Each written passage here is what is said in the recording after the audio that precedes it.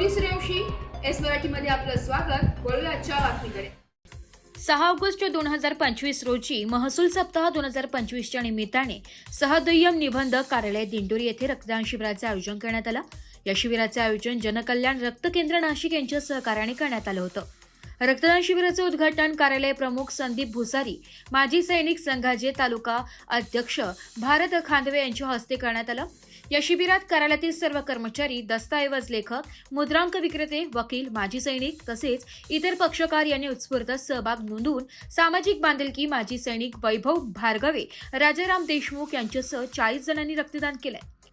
कार्यक्रमाचे विशेष आकर्षण म्हणजे जनकल्याण रक्त केंद्राचे प्रमुख डॉक्टर बागुल यांचा कार्यालय प्रमुख संदीप भुसारी साहेब यांच्या हस्ते शाल स्मृतिचिन्ह देऊन सत्कार करण्यात आला। या रक्तदान शिबिराच्या यशस्वी आयोजनामुळे सामाजिक सहभाग आणि जनसेवेची जाणीव अधिक बळकट झाली असून भविष्यातही असेच उपक्रम राबवले जातील असे संदीप भुसारी यांनी सांगितले। एस मराठी न्यूजसाठी संतोष कथार, दिंडोरी। अशाच नवीन ताज्या घडामोडी जाणून घेण्यासाठी आमच्या एस मराठी न्यूज चॅनलला लाईक करा, शेअर करा, सबस्क्राईब करा आणि बेल आयकॉनला क्लिक करायला विसरू नका।